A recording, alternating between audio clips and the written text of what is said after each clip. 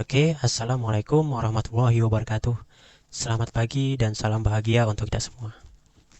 Oke, anak-anak sekalian, pada hari ini kita akan belajar mata pelajaran pemeliharaan mesin sepeda motor ataupun PMSM. Nah, untuk mata pelajaran PMSM untuk materi yang kali ini, kita akan belajar mengenai sistem bahan bakar karburator.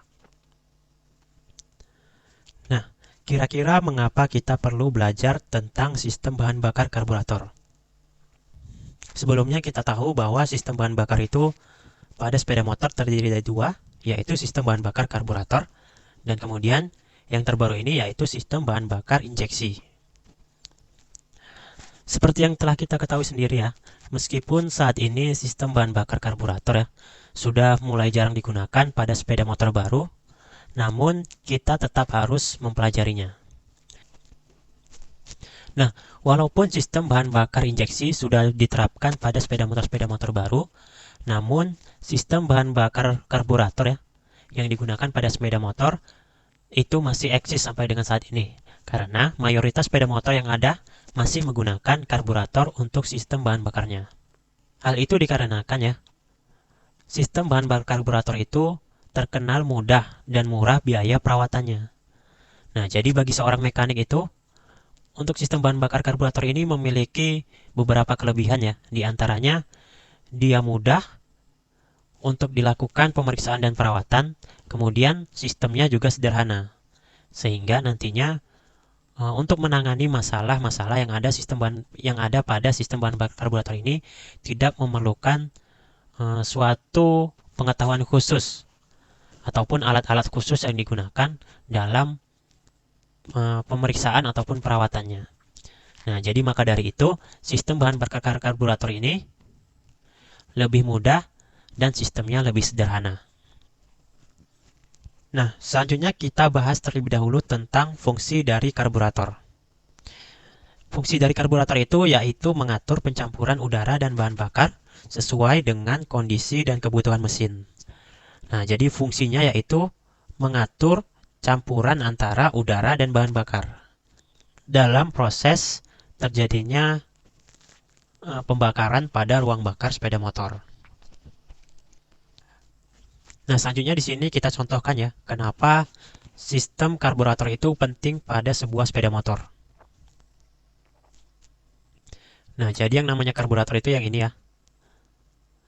Ini dia karburator. Jadi, tanpa sistem bahan bakar, proses pembakaran dalam mesin tidak akan dapat berlangsung. Nah, jadi seperti yang kita ketahui tadi fungsi karburator yaitu untuk mencampur antara udara dan bahan bakar untuk dimasukkan ke dalam ruang bakar, sehingga terjadinya proses pembakaran pada ruang bakar sepeda motor. Nah, jadi otomatis ya, ketika karburator ini tidak ada ataupun mengalami kerusakan ya, otomatis tidak ada campuran udara dan bahan bakar yang akan masuk ke dalam ruang bakar mesin sepeda motor. Otomatis jika tidak ada bahan bakar dan campuran udara, maka proses pembakaran pada ruang bakar ataupun mesin sepeda motor tidak akan terjadi. Nah, jadi maka dari itu kita perlu mengetahui tentang bagaimana prinsip kerja dari sistem bahan bakar karburator, baik itu komponen-komponennya, kemudian bagaimana perawatan dan pemeriksaannya, agar nantinya karburator yang digunakan pada sepeda motor bisa menghasilkan campuran udara dan bahan bakar yang sesuai dengan kondisi mesin sepeda motor itu sendiri, sehingga nantinya performa dari sepeda motor itu dapat bekerja dengan maksimal. Nah, jadi itulah tadi mengapa kita perlu belajar tentang sistem bahan bakar karburator. Oke, selanjutnya ya, dalam setiap kegiatan kita harus memiliki tujuan agar nantinya kegiatan yang akan kita lakukan bisa sesuai dengan yang kita harapkan. Jadi sama halnya dengan pembelajaran kita pada hari ini, di mana kita memiliki tujuan pembelajaran. Yang pertama yaitu nantinya diharapkan siswa ataupun peserta didik dapat mengetahui komponen-komponen sistem bahan bakar karburator. Kemudian siswa dapat menjelaskan prinsip kerja dari sistem bahan bakar karburator. Dan selanjutnya yang terakhir, siswa dapat melakukan perawatan dan pemeriksaan pada sistem bahan bakar karburator. Nah, jadi semoga ketiga tujuan pembelajaran ini bisa kalian kuasai di akhir materi pembelajaran kita pada hari ini, untuk meningkatkan kompetensi keahlian kalian dalam mata pelajaran pemeliharaan mesin sepeda motor untuk materi sistem bahan bakar karburator. Oke, pertama terlebih dahulu kita harus mengetahui apa-apa saja jenis-jenis karburator. Nah, jadi pada dasarnya jenis-jenis karburator itu berdasarkan bentuknya terdiri dari 3 jenis ya. Yang pertama ada karburator fixed venturi ataupun venturi tetap. Kemudian ada karburator variable venturi ataupun venturinya bisa berubah-ubah. Dan kemudian ada karburator constant velocity ataupun biasa kita kenal dengan karburator vakum. Nah, jadi yang sering digunakan ya pada sepeda motor yang masih menggunakan sistem bahan bakar karburator yaitu hanya yang karburator variable venturi dan karburator constant venturi ataupun karbu vakum. Nah, jadi untuk yang pertama ini sudah jarang digunakan pada sepeda motor yang menggunakan sistem bahan bakar karburator. Nah, jadi nantinya kita akan membahas mengenai dua jenis ini saja, yaitu karburator variable venturi dan karburator constant velocity ataupun karburator vakum. Oke, kita masuk ke komponen-komponen sistem karburator. Nah, jadi pada karburator ya, itu terdiri dari beberapa komponen ya, yang cukup banyak. Di sini komponen utamanya saja ada 12 ya. Selain komponen yang ke-12 ini, ada komponen-komponen kecil lainnya ya sebagai penunjang cara kerja dari sistem bahan bakar karburator. Jadi yang utama ini yaitu yang ke-12 ini saja. Oke, yang pertama ada di sini main jet. Nah, jadi main jet dan inject jet ini berbeda ya. Tetapi dia nantinya pada karburator itu sendiri menjadi satu. Nah, jadi antara main jet dan inject jet ini adalah dua komponen yang berbeda. Tetapi ketika dipasangkan karburator, dia menjadi satu ataupun berpasangan. Nah, jadi main jet dan inject jet ini ya, berfungsi untuk mengalirkan bahan bakar dari ruang pelampung. Nah, jadi untuk yang main jet ini yang berfungsi untuk mengatur aliran bahan bakar saat putaran menengah dan putaran atas. Nah, jadi ketika gas dibuka untuk putaran menengah dan putaran atas, komponen inilah yang berfungsi untuk mengatur jumlah bahan bakar yang diperlukan oleh mesin. Nah, jadi main jet dan inject jet ini dua komponen yang berbeda, tapi dalam karburator dia berpasangan ataupun menjadi satu. Oke, selanjutnya ada yang namanya pilot jet ataupun slow jet. Nah, pilot jet ataupun slow jet ini merupakan komponen pengalir bahan bakar yang mengatur aliran bahan bakar saat putaran rendah dan putaran menengah. Fungsinya sama ya. Tiga ini fungsinya sama, tetapi kalau yang dua ini untuk putaran menengah dan putaran atas, sedangkan yang pilot jet ataupun slow jet ini untuk putaran bawah. Nah, selanjutnya ya, di sini ada diafragma. Nah, untuk yang berwarna merah ini ya, yang diafragma dan katup kupu-kupu ini tidak terdapat pada sistem karburator variable venturi. Nah, jadi untuk diafragma dan katup kupu-kupu ini hanya terdapat pada karburator yang constant velocity ataupun karbu vakum. Ini hanya karbu vakum. Jadi tidak terdapat pada sistem karburator yang variable venturi. Contohnya pada sepeda motor bebek ya. Jadi kalau sepeda motor bebek itu rata-rata masih menggunakan yang variable venturi. Kalau yang vakum untuk matic yang masih pakai karbu, dia biasa menggunakan karburator vakum ya. Nah, jadi diafragma dan katup kupu-kupu ini ya. Untuk diafragma ini berfungsi untuk mengatur tinggi angkatan dari skep ataupun katup gas sesuai dengan tingkat kevakuman mesin. Nah, kalau yang katup kupu-kupu ini ya, jadi ketika pada sepeda motor yang menggunakan karburator vakum, ketika kita menarik gas, maka yang bergerak yaitu yang bagian katup kupu-kupu ini. Nah, Nah, jadi dia semacam katup ya. Ketika kita tarik gas, katup itu akan berubah posisinya. Dia awalnya tertutup menjadi terbuka pada bagian venturi karburator. Nah, jadi katup inilah yang berfungsi untuk mengatur aliran udara dari karburator sepeda motor. Selanjutnya di sini ada air screw ataupun pengatur udara. Nah, jadi biasa untuk menyetel karburator itu yang disetel adalah yang bagian ini, air screw.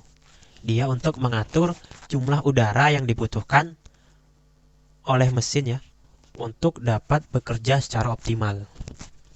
Nah, jadi tadi kan karburator itu berfungsi untuk mengatur campuran udara dan bahan bakar.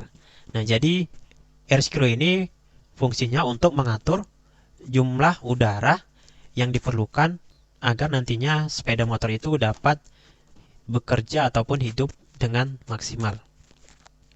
Selanjutnya ada stationer screw ataupun bisa kita bilang di sini pengatur langsam.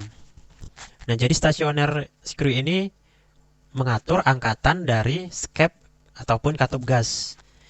Jadi ketika angkatannya tinggi, maka langsangnya juga akan tinggi. Akan tetapi ketika angkatannya rendah, maka nantinya suara langsamnya pun akan menjadi rendah.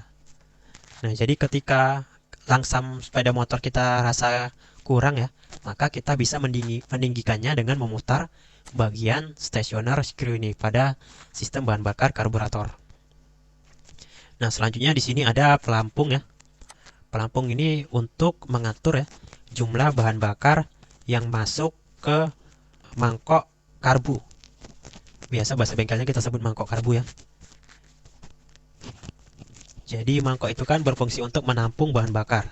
Nah, jadi nantinya pelampung dan jarum pelampung inilah yang mengatur jumlah bahan bakar yang masuk ke dalam bagian mangkok karburator. Nah, jadi nantinya jika di dalam mangkok karbu itu sudah penuh ya. Nah, jadi ketika sudah penuh, otomatis pelampungnya akan berada di atas.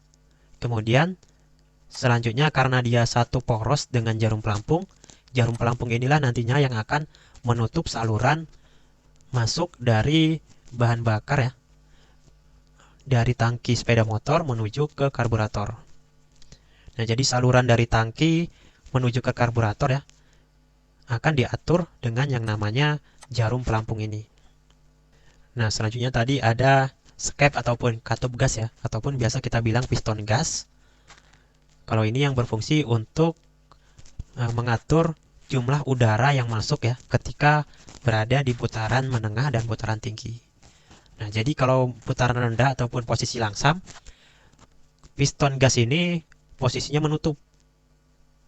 Tetapi ketika kita buka gas ataupun kita tarik gas sepeda motor, maka nantinya skep ataupun piston gas ini akan terbuka sesuai dengan tarikan gas yang kita lakukan. Nah, jadi dia sesuai ya. Ketika kita tarik gasnya setengah, maka piston gasnya akan naik setengah juga. Dan ketika kita angkat gasnya secara penuh, maka skep ataupun piston gas ini akan terangkat secara penuh juga pada sistem ataupun pada karburator sepeda motor. Jadi otomatis ketika piston gasnya terangkat penuh ya, otomatis udara yang masuk akan lebih banyak melalui venturi karburator. Nah, selanjutnya di sini ada pir atau gas yang berfungsi untuk menciptakan daya balik ya dari skep ataupun piston gas ketika diangkat ataupun ketika gas ditarik. Nah, jadi skep ataupun piston gas ini bisa kembali ke posisi semula itu karena adanya pir ataupun pegas pada karburator sepeda motor. Nah, jadi ketika kita gas kan langsung kita lepaskan, otomatis gas itu akan kembali ke posisinya semula. Nah, jadi itu semua karena adanya pir ataupun pegas. Selanjutnya di sini ada jarum ataupun jet needle. Nah, jadi jet needle dan needle jet itu berbeda ya, walaupun namanya hampir sama. Kalau jet needle ini berfungsi untuk mengatur jumlah bahan bakar ataupun aliran bahan bakar ketika skep ataupun katup gas ini terangkat. Nah, jadi antara skep dan jarum ini posisinya ataupun letaknya ini menjadi satu pada karburator ya. Jadi satu bagian, otomatis ketika skep ataupun katup gasnya terangkat, maka jarumnya juga akan terangkat. Nah, jadi ketika jarumnya terangkat, otomatis lubang dari needle jet ini akan terbuka sehingga dia bisa mengalirkan bahan bakar ke dalam venturi karburator. Oke, jadi kalau kita gambarkan ya sesuai dengan gambar berikut ini bagian-bagiannya ya. Oke, kita tidak jelaskan secara penuh. Kalian bisa melihatnya ya. Oke, kalian sesuaikan dengan komponen-komponen yang sudah kita bahas tadi. Nah, letak-letaknya ini berada di sinilah yang sesuai dengan gambar. Oke, selanjutnya kita masuk saja ke prinsip kerja sistem karburator. Nah, jadi yang kita bahas tadi yaitu karburator variable venturi dan karburator vakum ataupun constant velocity. Nah, jadi untuk karburator variable venturi ya. Nah, jadi contohnya karburator itu bentuknya seperti ini. Nah, jadi ini terhubung dengan tali gas ya. Jadi piston gas ini terhubung dengan tali gas. Jadi otomatis ketika gas kita tarik, maka piston gas ini akan terangkat. Nah, jadi pada waktu posisi langsam ya ataupun posisi idle, ketika mesin kita hidupkan, kan ini piston gas masih kondisinya tertutup, venturinya tertutup oleh piston gas yang belum terangkat ya. Jadi kan di sini ruangnya masih kosong. Ataupun jadi kan di sini ruangnya tertutup. Nah, jadi udara yang masuk itu ya, itu yaitu dari sini. Nah, jadi ketika posisi langsam, udara yang masuk itu hanya dari sini.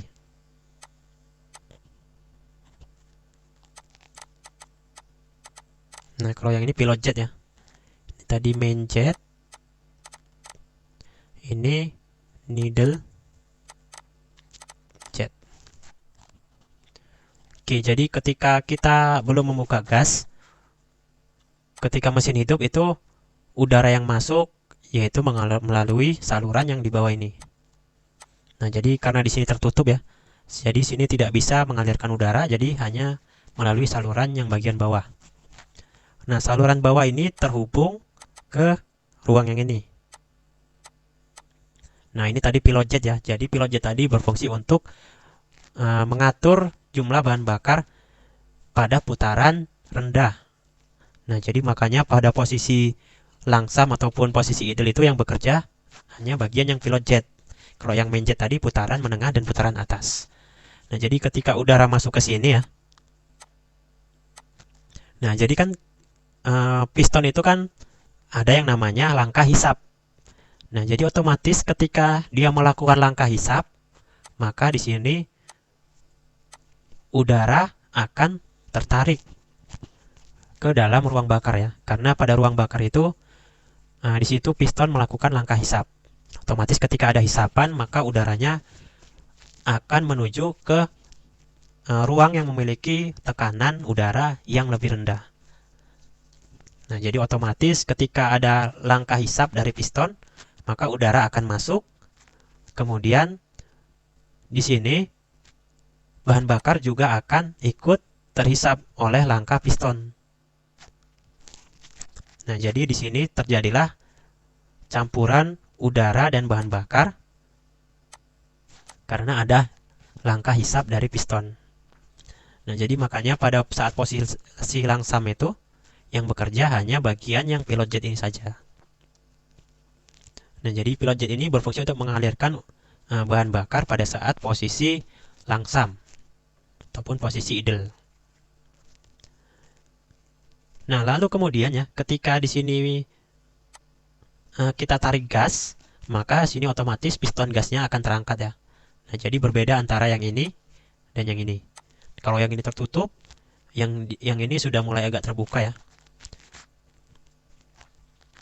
Nah, jadi ketika ini terbuka, otomatis di sini bisa mengalir udara. Nah, kalau di sini kan tadi tidak bisa ya, karena dia tertutup. Kalau dia terbuka otomatis bisa mengalir udara melewati bagian-bagian yang terbuka ini. Nah, jadi tadi saat posisi langsam, dia hanya pilot jet yang bekerja. Karena ini masih tertutup ya tadi ya. Namun ketika ini terbuka, maka otomatis di sini ya, karena ini lubang, needle jet ini kan lubang. Ketika ini terangkat, maka di sini ada celah. Nah, celah. Karena ini jarumnya kan bentuknya meruncing ya. Otomatis jadi ketika dia diangkat, maka dia akan berada pada sudut yang runcing sehingga bisa membuka saluran ataupun lubang dari needle jet. Nah, jadi otomatis bahan bakar yang ada pada mangkok karbu ini akan keluar melalui bagian needle jet ini karena dia posisinya sudah agak terbuka ya. Kalau posisinya setengah gini sudah agak terbuka. Kemudian lagi ketika kita tarik gas ya, otomatis ketika piston gas terangkat penuh maka di sini rongganya ataupun lubangnya akan lebih terbuka. Sehingga bahan bakar yang keluar jumlahnya akan menjadi lebih banyak pula. Nah, jadi ketika ada langkah hisap dari piston ya, otomatis di sini karena piston gas sudah terangkat ya, maka bahan bakar akan terhisap, kemudian udara akan juga terhisap. Jadi makanya dia bercampur antara udara dan bahan bakar. Nah, jadi otomatis ketika ini terangkat penuh maka venturinya akan menjadi terbuka ya. Otomatis udara dan bahan bakar yang masuk ke ruang bakar akan menjadi lebih besar. Makanya dia bisa menghasilkan putaran yang lebih tinggi. Nah, jadi kira-kira cara kerjanya seperti itu ya.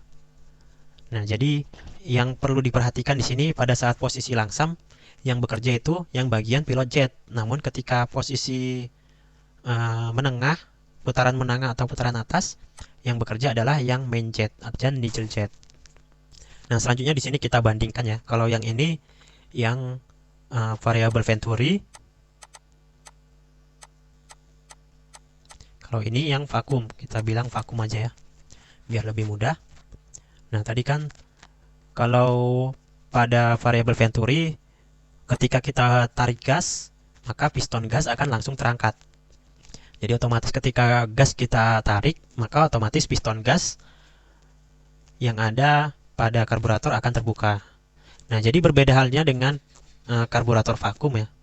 Kalau dia yang vakum, jadi ketika kita tarik gas itu, yang naik bukan yang bagian piston gasnya. Tetapi ketika kita tarik kabel gas, yang berubah posisi itu adalah yang bagian ini. Jadi inilah yang dinamakan dengan katup kupu-kupu tadi. Nah, jadi ketika kita tarik gas ya, jadi itu pertama awalnya seperti ini. Nah, pertama awalnya menutup seperti ini. Kemudian ketika ditarik gas, dia menjadi posisinya seperti ini. Nah, kemudian ini masih ditarik, berarti masih ditarik sekitar setengah gas saja. Namun ketika ditarik penuh ya, otomatis nanti bentuk katup kupu-kupunya akan horizontal ataupun bentuknya akan seperti ini ya.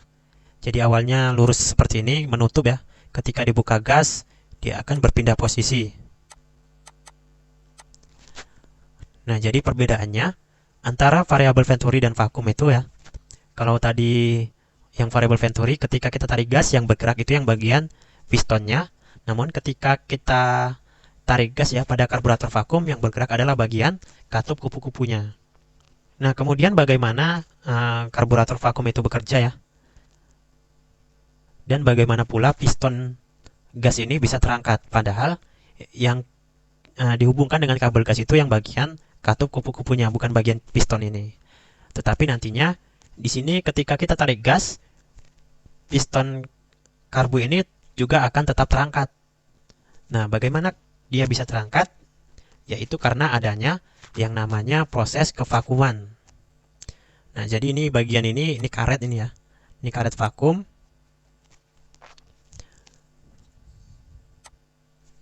Nah, di sini ada ruang hampa ini. Ini di sini ruang hampa ya. Ini ruang hampa. Kemudian di sini juga ruang hampa. Nah, kalau yang karbu vakum ya.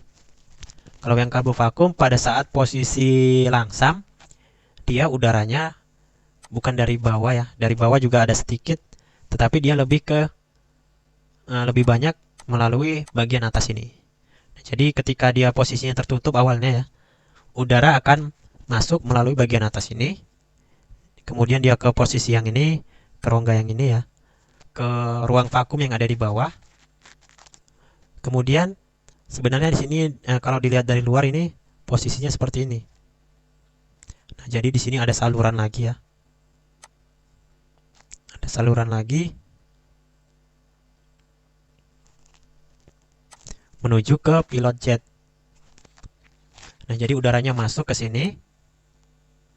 Pada saat langkah hisap piston terjadi ya, udaranya masuk melalui ini. Kemudian udaranya menuju ke bagian saluran pilot jet. Nah, tadi kan kalau yang variable Venturi itu dari bawah ya. Kalau yang vakum biasanya dia lebih banyak yang dari atas. Nah, itu pada saat posisi langsam ataupun posisi idle. Namun ketika kita buka gas ya, ketika di sini kita buka gas, kemudian katup kupu-kupunya terbuka juga ya. Nah, ketika katup kupu-kupu ini terbuka kan otomatis, nah di sini ini saluran ini. Nah, ini sebenarnya saluran ya. Nah, ketika piston melakukan langkah hisap ya, piston melakukan langkah hisap, kemudian gas kita buka dan katup kupu-kupunya terbuka, otomatis dia akan menghasilkan daya hisap. Nah, jadi karena terjadi daya hisap, maka udara yang ada di bagian atas karet vakum ini akan tertarik. Nah, jadi dia akan menuju ke saluran yang ini ya. Ini kemudian akan tertarik ke ruang bakar. Karena di sini ada langkah hisap piston dan katup kupu-kupunya sudah terbuka.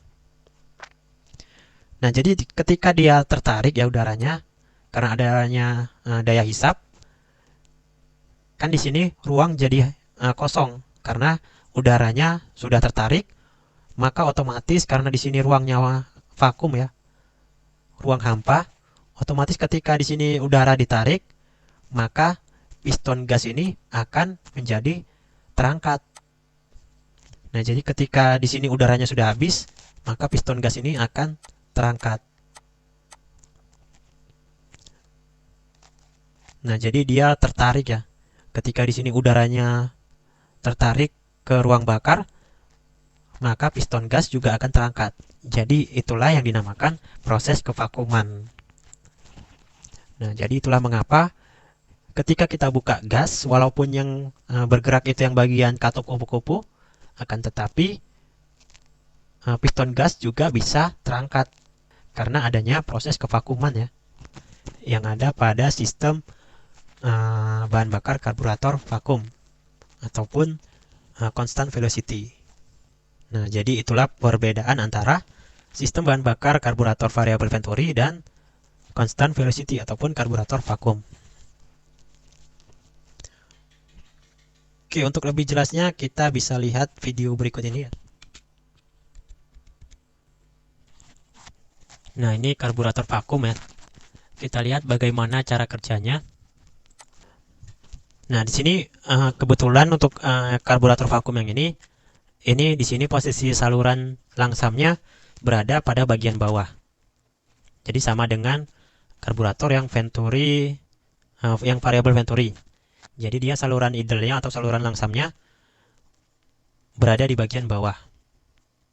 Biasanya kalau sepeda motor Mio ya, Mio kemudian Satria F, di sini dia ada saluran idle-nya. Dia berada di bagian yang atas biasanya kalau pada sepeda motor Mio ataupun Satria F dan lain sebagainya. Nah, jadi di sini ada perbedaannya antara saluran atas yang ada pada sepeda motor Satria F ataupun Mio dengan karburator vakum yang ditampilkan pada video ini.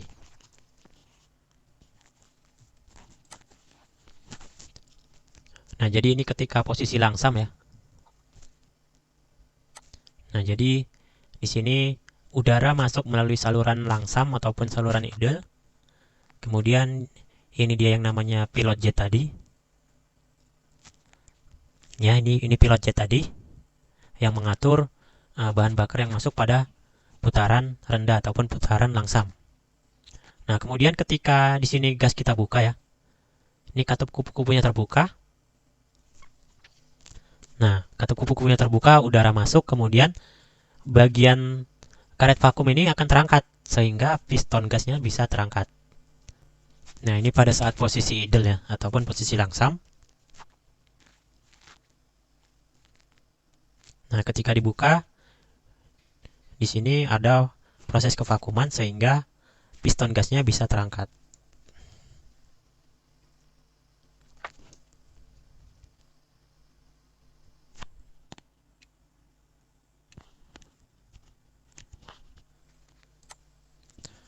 Oke, untuk perawatan sistem karburator itu yang biasanya dilakukan yaitu yang utama membersihkan karburator dan menyetel karburator.